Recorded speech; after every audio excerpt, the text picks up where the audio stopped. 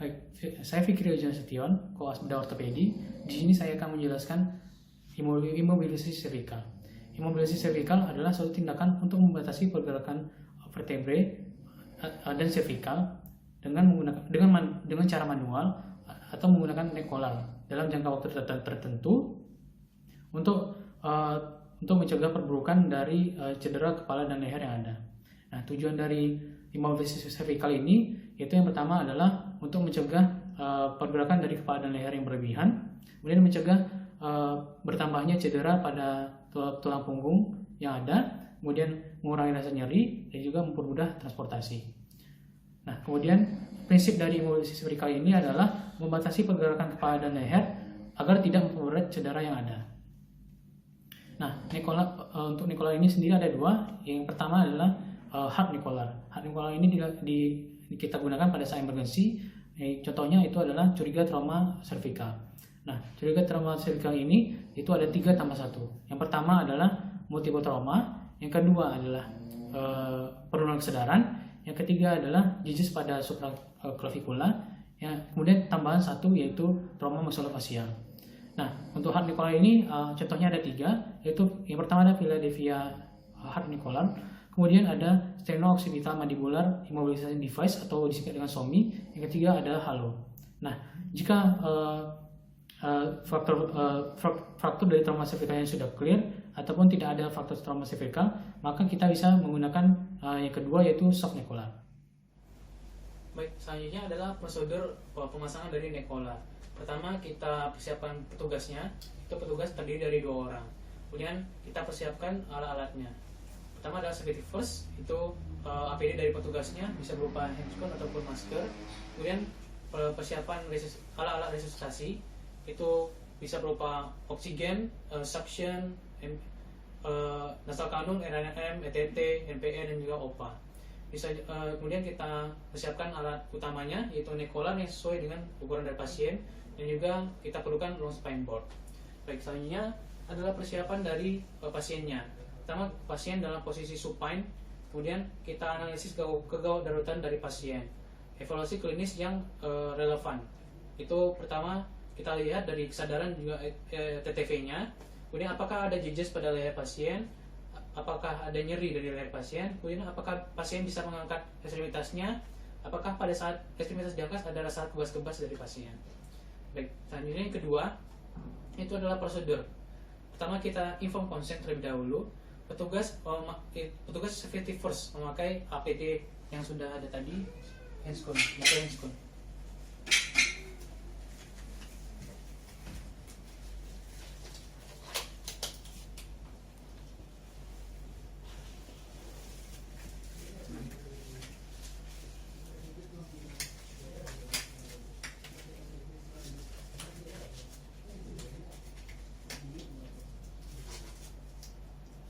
Baik, kemudian kita pastikan posisi badan dan leher pasien itu satu garis lurus.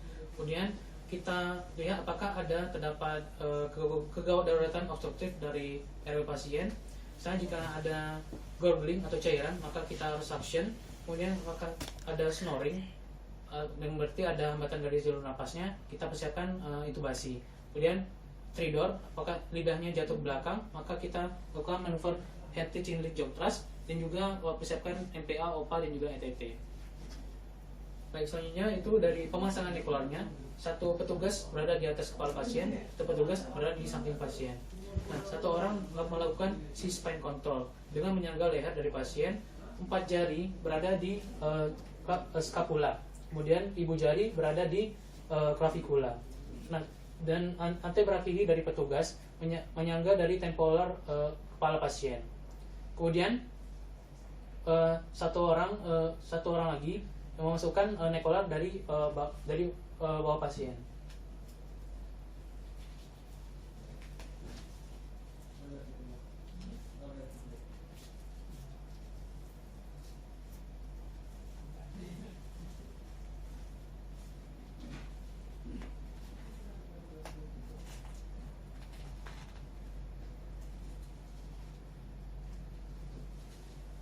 Neck collar tidak boleh terlalu ketat dan juga tidak boleh terlalu longgar, dan sesuai dengan ukuran dari pasien.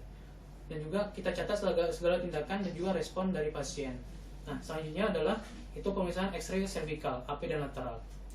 Nah, di sini kita lihat ABCDS dari X-ray cervicalnya. A yaitu alignment. Di sini kita lihat ada 4 garis, yaitu anterior vertebral line, posterior vertebral line, kemudian spinolaminar line, dan juga intraspinosus line.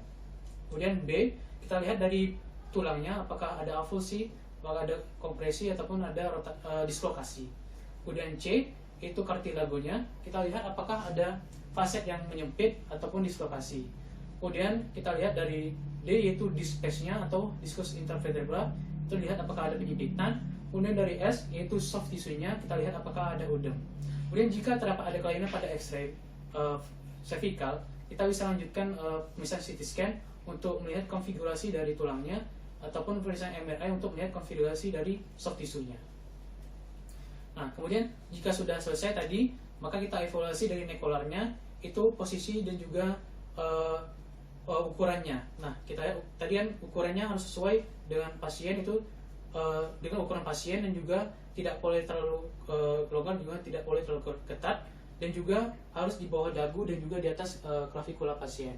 Kemudian lihat juga apakah pasien masih ada nyeri, dan juga kita lihat apakah ada komplikasi dari tindakan nekolar ini, itu berupa cedera medullospinalis.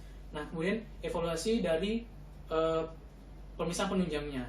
Jika tadi kita lihat ada kelainan pada X-ray cervicalnya, maka kita pasang hard nekolar. Nah, jika pada pemisahan X-ray cervicalnya tidak ada kelainan, maka nekolarnya bisa dilepas atau memasang soft nekolar.